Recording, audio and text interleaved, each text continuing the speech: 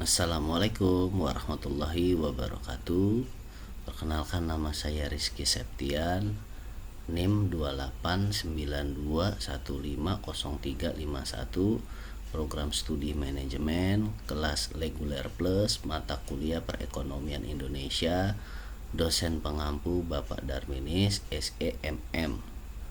Baik, kali ini saya akan membahas tentang masalah industrialisasi untuk ujian tengah semester atau UTS. Pendahuluan.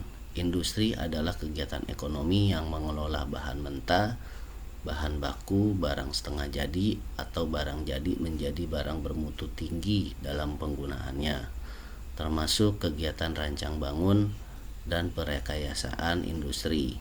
Dengan demikian, industri merupakan bagian dari proses produksi.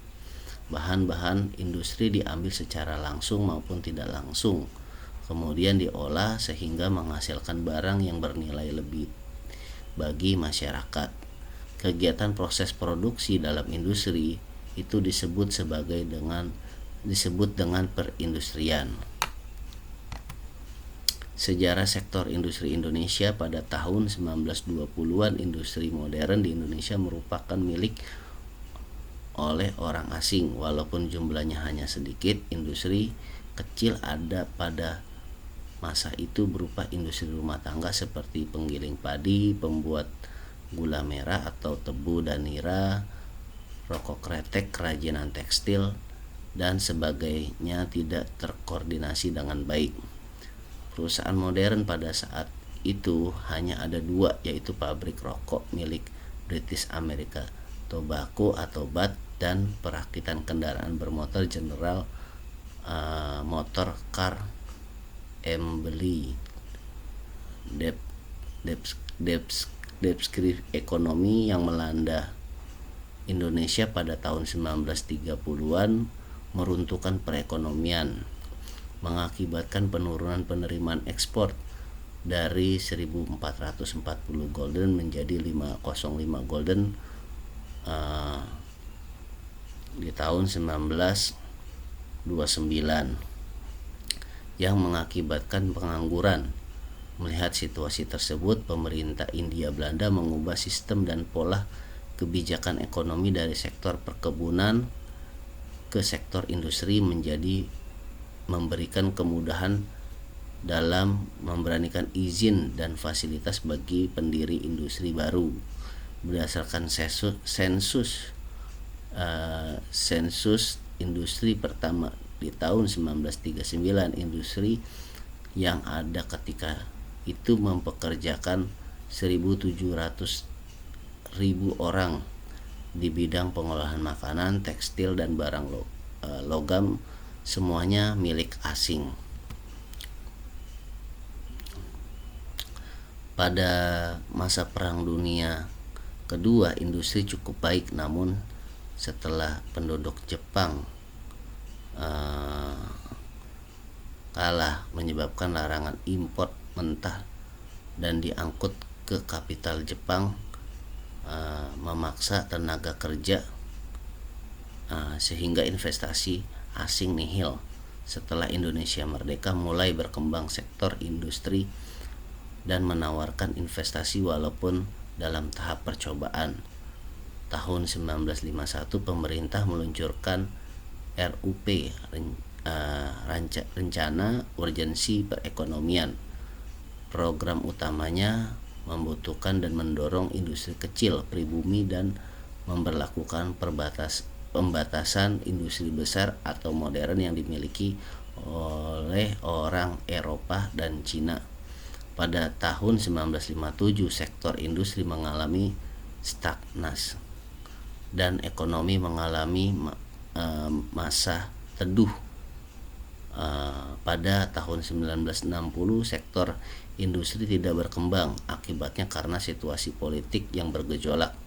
Namun sebab kurangnya modal dan tenaga ahli yang terampil, pemberlakuan dua undang-undang baru, PMA tahun 1967 dan PMDN pada tahun 1968, 68 ternyata mampu membangkitkan gairah sektor industri. Perkembangan sektor industri sejak Orde Baru atau tepatnya semasa pembangunan jangka panjang tahap pertama sangat mengesankan. Hal itu dapat dilihat dari berbagai ukuran perbandingan jumlah unit usaha atau perusahaan, jumlah tenaga kerja yang diserap, nilai keluaran atau output yang dihasilkan, sumbangan dalam perolehan devisa, kontribusi dalam pembentukan pendapatan nasional, serta tingkatan pertumbuhannya. Masalah keterbelakangan industrialisasi di Indonesia. Dari jumlah penduduk Indonesia, negara sedang berkembang terbesar ketiga setelah India dan Cina. Segi industrialisasi Indonesia dapat dikatakan baru mulai. Salah satu indikator dari tingkat industrialisasi adalah sumbangan sektor industri dalam GDP atau Gross Domestic Product.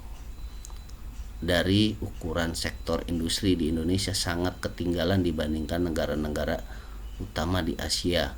Dua ukuran lainnya adalah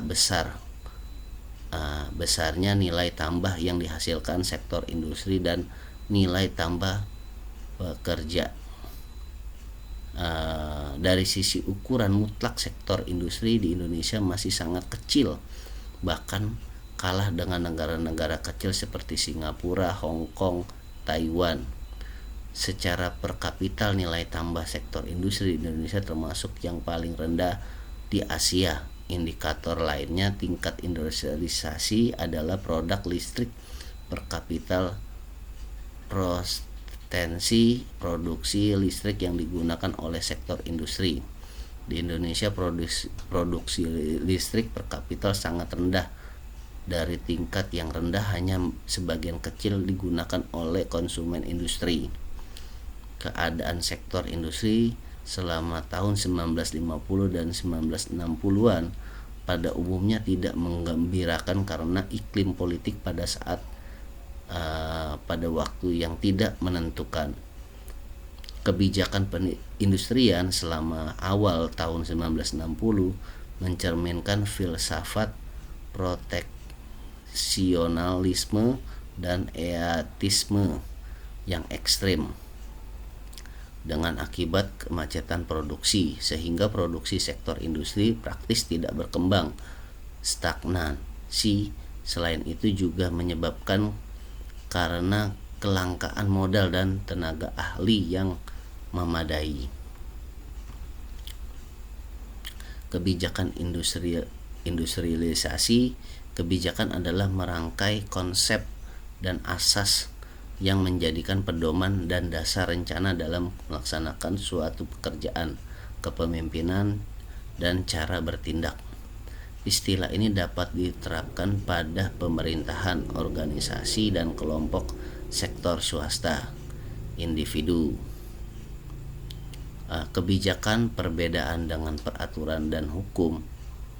Jika hukum dapat memaksa atau melarang suatu perilaku, misalnya suatu hukum yang mengharuskan membayar pajak, membayar penghasilan, kebijakan hanya menjadi tindakan yang paling mungkin memperoleh hasil yang diinginkan. Kebijakan atau kajian kebijakan dapat merujuk dalam proses pembuatan keputusan. Pentingnya organisasi termasuk identifikasi berbagai alternatif seperti prioritas atau program atau mengeluarkan dan kepemilikan berdasarkan dampaknya. Kebijakan juga dapat mengartikan sebagai mekanisme politis, manajemen, finansial, dan administratif untuk mencapai suatu tujuan yang eksplosif. Pemerintah Orde Baru melakukan perubahan-perubahan besar dalam kebijakan perindustrian. Ada 3 aspek kebijakan ekonomi Orde Baru yang menumbuhkan iklim baik bagi pertumbuhan sektor industri. 3 aspek tersebut adalah dirombaknya sistem devisa sehingga transaksi luar negeri menjadi lebih bebas dan lebih sederhana. Dikuranginya fasilitas-fasilitas khusus yang hanya disediakan bagi perusahaan negara dan kebijakan pemerintah untuk mendorong pertumbuhan sektor swasta bersama-sama dengan sektor BUMN. Yang terakhir, yang ketiga, diberlakukan Undang-Undang Penanaman Modal Asing atau PMA. Peran sektor industri di Indonesia. Industri merupakan utama perekonomian setelah sektor pertanian. Sektor ini berbagai penyumbang terbesar dalam pembentukan PDB Indonesia sampai tahun 1999. Sejak tahun 1991, peran sektor industri mampu menjadi sektor utama dengan mengalahkan sektor pertanian. Di Indonesia, industri berbagi menjadi 4 kelompok, yaitu industri besar, industri sedang, industri kecil, dan industri rumah tangga. Pengelompokan ini berdasarkan pada banyak tenaga kerja yang terlibat di dalamnya tanpa memperhatikan industri yang digunakan. Industrian di Indonesia telah berkembang pesat, namun perindustrian yang telah maju tersebut berdampaknya malah menjadi malapetaka bagi sektor pertanian. Dengan semakin banyaknya pabrik yang berdiri di setiap daerah, bahkan daerah perdesaan telah menggusur lahan pertanian proaktif yang jika tetap digunakan dapat menghasilkan komoditas pertanian yang unggul. Selain itu, hujan asam yang timbul akibat adanya pencemaran dari gas-gas beracun terbesar di udara oleh pabrik-pabrik tersebut yang dapat merusak tanaman dari tanah sehingga hasil yang didapat sangat tidak bagus, bahkan kurang baik jika dikonsumsi oleh manusia. Terima kasih, mohon maaf jika ada kekurangan. Assalamualaikum warahmatullahi wabarakatuh.